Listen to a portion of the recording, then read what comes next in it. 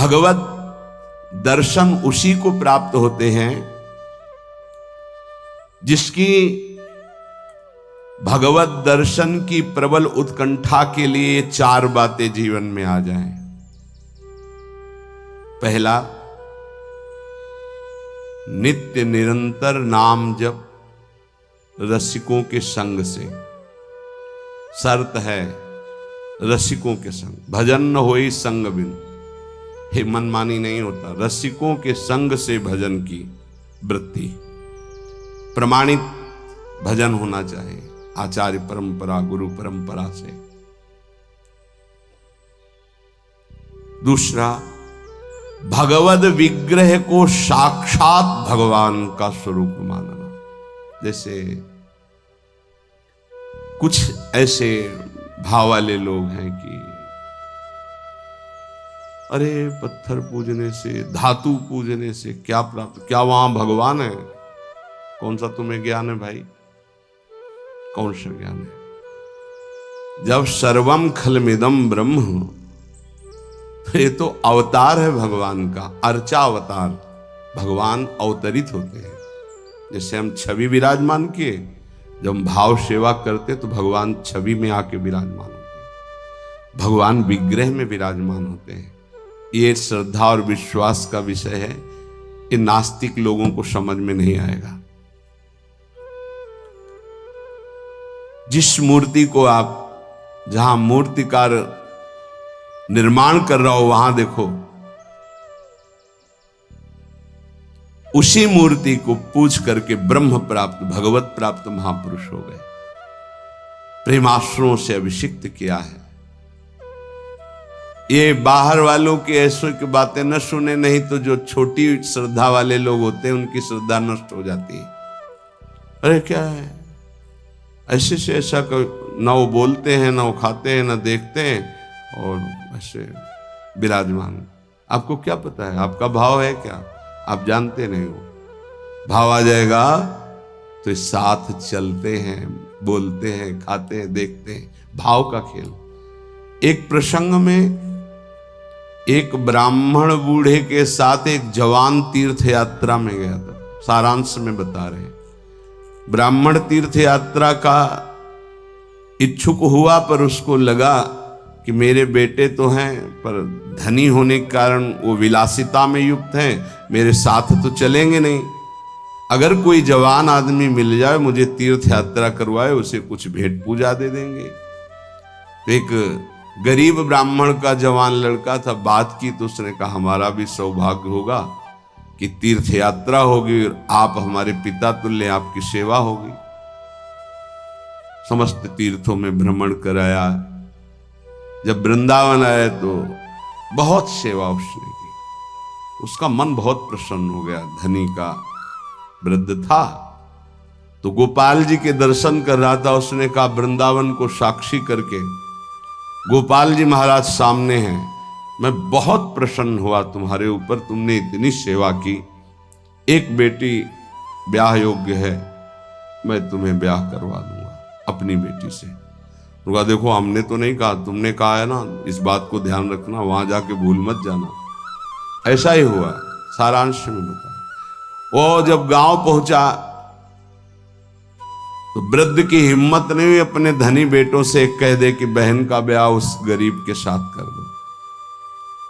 काफी दिन हो गए, कोई चर्चा ही नहीं, तो ब्याह की बात थी। उस गरीब ब्राह्मण ने जाके कहा बूढ़े ब्राह्मण से कि आपने कहा था भगवान के सामने कि अपनी बेटी का ब्याह तुम्हारे साथ कर देंगे। तो जवान बेटों के भय से उसने कहा मुझे याद नहीं ऐसा कुछ। भाई याद नहीं? तुमने भगवान के सामने कहा था। और कह रहे हो याद नहीं? तो बेटों ने कहा कि चलो भागो यहां से। भगवान के सामने का बुलाओ, भगवान को, अगर साक्षी दे देंगे तो हम बहन का ब्याह कर देंगे। बोले पक्का? तो उनको पता था कि मूर्ति कोई बोलती थोड़ी, चलती थोड़ी। तो उनका हाँ पक्का। बोले पंचों के बीच में बोल दो। पहले गांव में पंचायत होती थी पिंड छुटाने के लिए कि अतरे दिन ये परेशान करेगा। तो उन्होंने कहा पंचों के सामने यदि ठाकुर जी आके गवाही दे दे तो ब्याह करवा देंगे।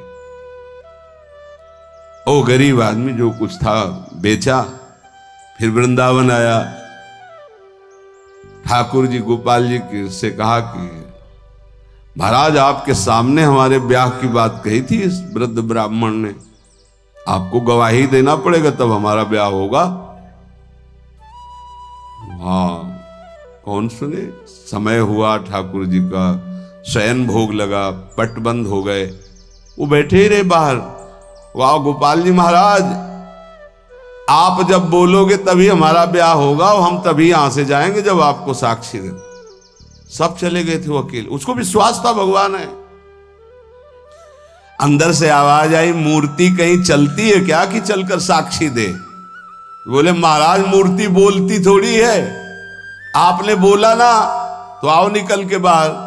अब उनके लिए कोई पर्दा है क्या। ललित त्रिभंगी ऐसे बोले देखो यार, अब तुम्हारे प्रेम के कारण हम बाहर तो निकल आए, तुम उसको यहीं बुला दो, हम यहीं साक्षी। बोले महाराज वो नहीं आएगा, हमारा ब्याह रुक जाएगा, आपको चलना पड़ेगा। बोले चल तो देंगे, लेकिन देखो हम वृंदावन के ठाकुर हैं, हमको तो अच्छा अच्छा माखन मिश्री सब भगवान ने बहानेबाजी। बोले महाराज हमें पता था कि आप भोग राग के लिए कहोगे तो हमारे पास जो संपत्ति थी बेच के आए, खूब खवाते पियाते चलेंगे महाराज। बोले चलो अच्छा, देखो दृढ़ विश्वास। बोले महाराज हम जानेंगे कैसे कि आप आ रहे हो। बोले मेरे नूपुरों की ध्वनि सुनाई देगी, और देखो लौट कर जहां देख लोगे उससे आगे फिर हम नहीं जाएंगे।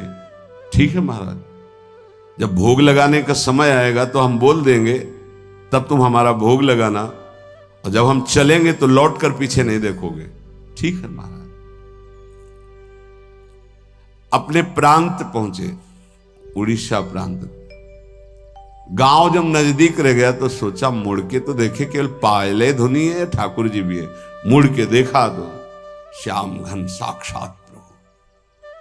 प्रभु ने कहा देखो तुमने वादा तोड़ दिया, अब हम यहां से नहीं जाएंगे।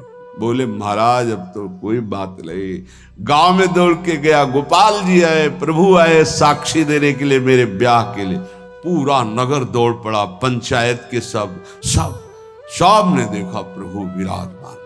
अब किसी की हिम्मत थोड़ी थी कि पूछ ले, जबरदस्ती उस बुड्ढे से कहा ब्याह करो भगवान वृंदावन से साक्षी। आज भी साक्षी गोपाल के रूप में भगवान विराजमान। क्या हुआ,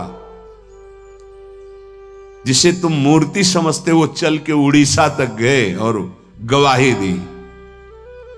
विट्ठल भगवान बातचीत करते थे तुकाराम जी से, नामदेव जी से, इन बड़े बड़े संतों से। हरिवंश महाप्रभु, सेवक जी महाराज, बंचंद महाप्रभु तक बातचीत करते थे राधा वल्लभ लाल जी। प्रगट में एक बार मोहन चंद जी महाराज महाप्रभु के सबसे छोटे लाडले पुत्र थे। महाप्रभु राधा वल्लभ जी की सेवा परिचर्या में थे, तो एक पात्र कटोरा था राधा वल्लभ जी की सेवा का, उसमें चरण छू गया श्री मोहन चंद जी का। महाप्रभु ने एक शपथ मारी, प्रभु के पात्रों को ऐसे। राधा वल्लभ जी के जब पत्रावली कर रहे थे तो कपोल में अंगुली बनी, तो उनका जय जय आप। तो बोले मोहन चंद के रूप में मैं ही तो अब खेल रहा हूं अपने पात्र, तुमने वहां मारा मुझे देखो लगा। महाप्रभु ने कहा क्षमा कीजिए प्रभु, ऐसी तन्मयता मोहन चंद जी की आप में है, ये मुझे पता नहीं था। महाप्रभु से बात, स्वामी जी से, बिहारी देव जी से, बिहारी जी बात करते थे। आज भी महापुरुषों से प्रभु बात कर। ये केवल मूर्ति छवि का विषय नहीं होता। ये अज्ञानी जीव जो हैं ये केवल तर्क विवाद में फंसे रहते। श्रद्धा में तर्क विवाद नहीं होता। ये तर्क विवाद जहां होने लगे, ऐसी कोई वार्ता होने लगे, श्रद्धालु उपासक को बिल्कुल हट जाना चाहिए। भगवत दर्शन किसको प्राप्त होते हैं? पहला, जो रसिक महापुरुषों के गुरुदेव के अनुसार भजन करता, नाम जप, मंत्र जप। दूसरा, भगवद विग्रह को साक्षात प्रभु मान करके। कहो सो कहां जहां प्रभु नाही, जब सर्वत्र प्रभु है तब तो हमने प्रभु का श्री विग्रह, अर्चा विग्रह, ये अर्चा अवतार है भगवान का। इनको विराजमान किया, साक्षात मेरे प्रभु हैं। ये बाहरी दर्शन है। तीसरा, प्रभु को अर्पित किए हुए प्रसाद के अलावा अरुचि होना। कुछ भी ऐसा जो हम प्रभु को अर्पित नहीं कर सकते वो हम नहीं पा सकते। प्रभु को अर्पित ना की हुई चाहे अमृत पड़ी हुई वस्तु हो, हमारी बिल्कुल श्रद्धा और रुचि नहीं। हमारे प्रियालाल ने नहीं पाया तो हम उसे चख नहीं सकते। ये भगवत प्राप्ति, भगवत दर्शन के लिए बहुत आवश्यक है। गुरु प्रदत्त भजन में आसक्ति, इष्ट के श्री विग्रह छवि में साक्षात भाव और इष्ट को अर्पित ना किए हुए वस्तु, वस्त्र, पदार्थ, भोगों में पूर्ण अरुचि। कई बार हमने ऐसे संतों को देखा जो अमनिया जैसे, पा लीजिए, नहीं अमनिया है ना, हम अपने ठाकुर को भोग लगा के पाएंगे, या आप अपनी श्री जी को भोग लगा दीजिए तो पालेंगे, अन्यथा नहीं। अमनिया नहीं, अमनिया माला, पत्र, पुष्प, सुगंधित कुछ भी नहीं। हमारा जीवन प्रसादी हो जाना चाहिए। ये बहुत ध्यान से अपनी दिनचर्या में देखिए कि कभी अमनिया मत पाइए। चौथा, सहनशील। ये बहुत आवश्यक है। बहुत सहनशील उपासक को होना चाहिए। जितना सहोगे उतनी भक्ति प्रकाशित होगी। सहत सहत बाढ़े भगति, गृह तनु गुरु हितगार। गुरुदेव को समर्पित जीवन और सहनशीलता, निश्चित भगवत दर्शन। 4 बातों से निश्चित भगवत दर्शन हो जाता है। ये बहुत खास बात है जिसको धारण करना बहुत कठिन है, पर गुरु कृपा पात्र बहुत सरल ढंग से इसे निर्वाह कर ले जाता है। क्या? किसी से मतलब नहीं। इस मार्ग के उपासक किसी से मतलब नहीं। पहले तो कहा पीछे वाले में कि जो विषयी पुरुषों का समूह है उनके संग से भयभीत रहे, कभी संग न करे। अब आगे वाले में कहा महान संगा नाम। किसका ये स्वरूप होता है? बोले जो वह तो महताम श्री पद रजा, महापुरुषों की चरण रज से जिसका शरीर अभिषिक्त है और माथे पे जिसकी चरण रज विराजमान है, गुरुजनों की, संतों की, रसिकों की, वो महान संगानाम सहज मधुरात्म प्रिय कथा। वो निसंग ही नहीं, महान निसंगानाम, जागृत स्वप्न सुषुप्ति कभी भी कहीं भी उसका किसी से संबंध नहीं, शरीर से भी नहीं। क्योंकि महान संगानाम तभी हो सकता है, शरीर से भी नहीं। यह ज्ञानी जीव जानते नहीं। कहते हैं शरीर तो यहां छूट जाता है, फिर गति किसकी होती है? भगवत प्राप्त। शरीर तो एक कपड़ा है, समझते नहीं हो। इसके नीचे एक कपड़ा है, सूक्ष्म शरीर, उसके नीचे एक है कारण शरीर। आप पहनने वाले हुए आपके कपड़े हैं, एक छूटता है सिर्फ स्थूल शरीर। सूक्ष्म शरीर और कारण शरीर को लेकर के बार बार जन्म मरण होता रहता है, कपड़े बदलते रहते हैं।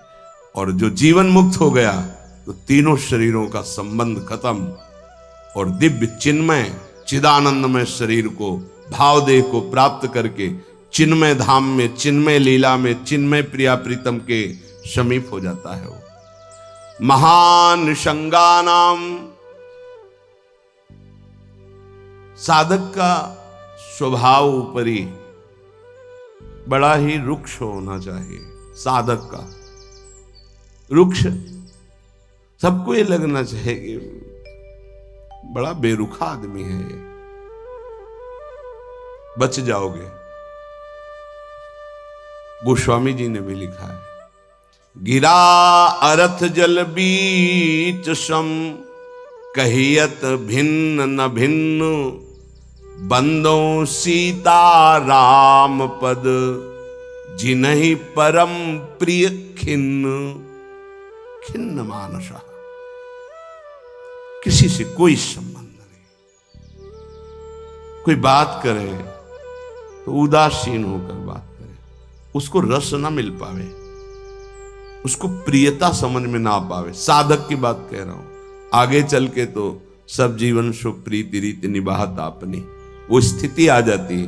पर साधक को चाहिए वो अपना बाहरी स्वभाव उदासीन रखे, खिन्न रखे।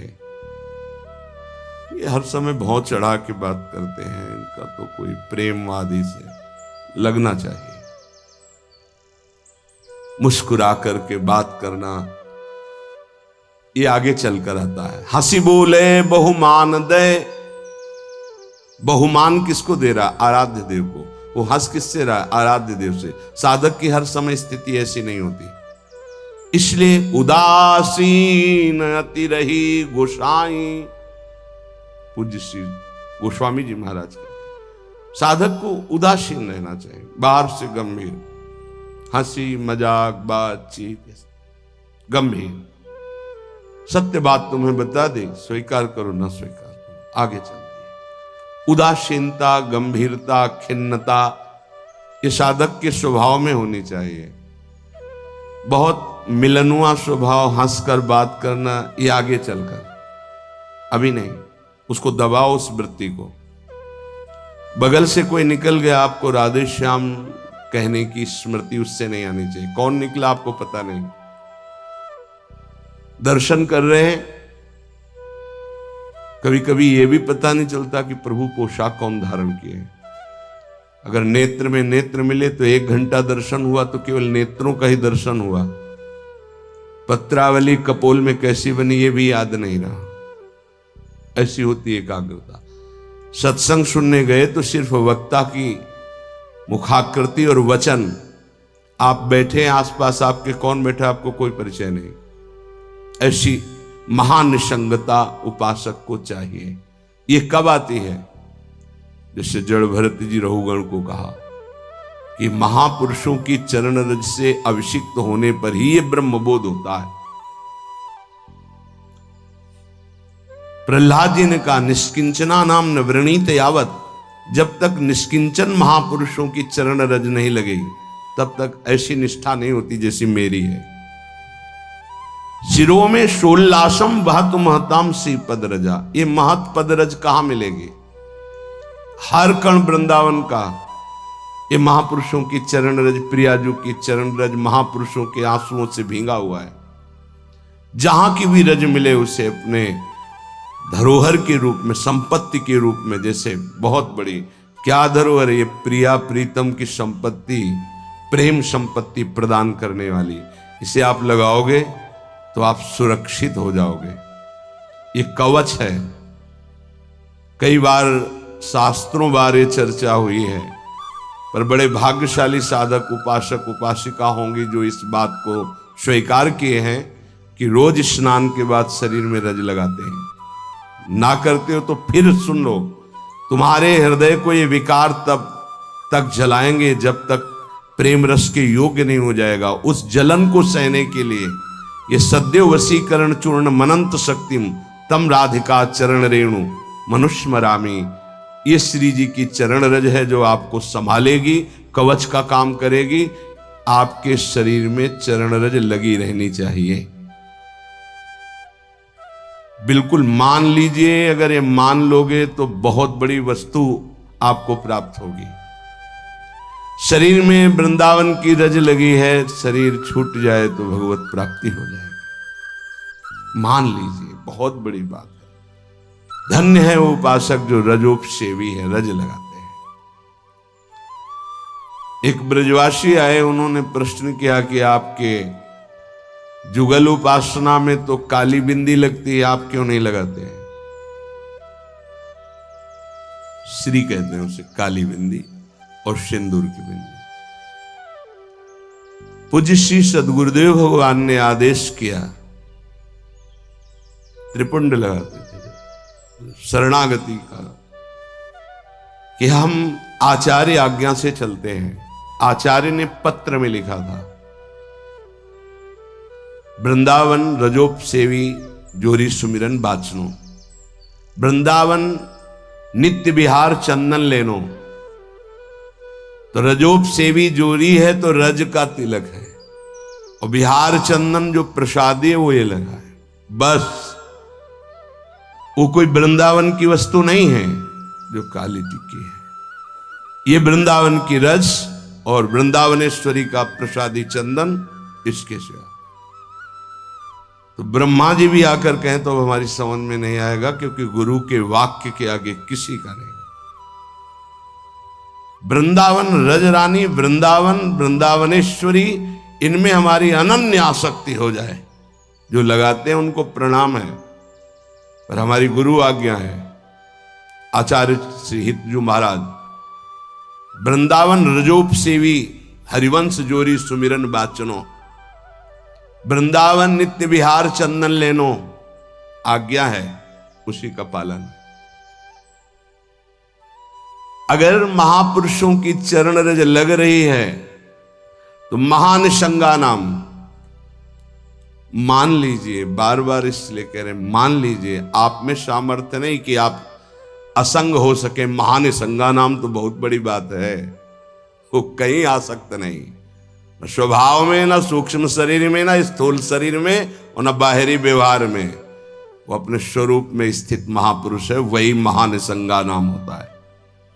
फिर क्या बोले? सहज मधुरात्म प्रिय कथा, अपनी प्यारी जी और प्यारे जी की कथा सुनते ही उसकी दशा बदल जाती है। प्रसंगानाम प्रेमोत्पुलक गलदस्रा कुलगिराम, अश्रु प्रवाह हो रहा है, पुलकित तन हो रहा है, गदगद कंठ हो रहा है। ये सहज मधुरात्म, सहज मधुर रस प्रदान करने वाली प्रीतम की चर्चा सुनते ही, पद गाते ही दशा बदल गई। कैसे हुआ? बोले महापुरुषों की चरण रज का प्रभाव। अपारे श्री वृंदावन रस महाब्धो विहरताम, इस महाप्रेम रस के अपार समुद्र में विहरण करने वाली जो जुगल जोरी विहार करने वाली श्री श्यामा श्याम है, इनके प्रेम में जो उल्लसित है, उनकी चरण रज सदैव मेरे माथे पे लगी रहे। तो सदा राधा कृष्ण प्रणय पुलकासुद गमभृतहा, राधा नाम सुनते ही रोमांच हो गया, अश्रु प्रवाह होने लगा। श्यामा श्याम की बात सुनते ही, पद सुनते ही पुलक, पुलकावली, अश्रु बहने लगे और देह कंपायमान होने लगे। ये बड़े भाग्यशाली, इसमें जानबूझकर नाटक न करे, स्वाभाविक आ जाएगा। नाम जप करो, रस सिंधु वृंदावन की रज लगाओ और रहनी से रहो तो स्थिति आ जाएगी। एकांत में चिल्ला चिल्ला के रोने का मन होता है। जैसे डकार आती है ना, तो उसको निकलना ही पड़ेगा। ऐसे रोना आता है, स्वाभाविक। क्यों रोना आता है? कुछ चाहिए, कोई दुख, कोई विपत्ति? नहीं, स्वाभाविक। वो एक प्रक्रिया है उस प्रेम की। रोना आता है, हल्का हो गया, रोया, थोड़ा शांति। अगर रोएगा नहीं तो रह नहीं सकता। उसकी दिनचर्या है रोना, कभी भी कहीं भी भाव आ जाएगा। किशोरी कंदर्पा कुल कनक गौरांग लतिका, आहा, जो किशोरी जो हमारी गौर वर्ण है, जो कनक लता है, ऐसे उपासक का यही जीवन हो जाती है। जीवन का तात्पर्य प्रसाद सृग वस्त्राभरण कृत भूषा प्रणयनो, वो इनके प्रसाद से प्राण पोषण करता है। इनके चरणामृत की ही वो वृत्ति साधना है। हमारा साधन बल क्या है? इनका चरणामृत।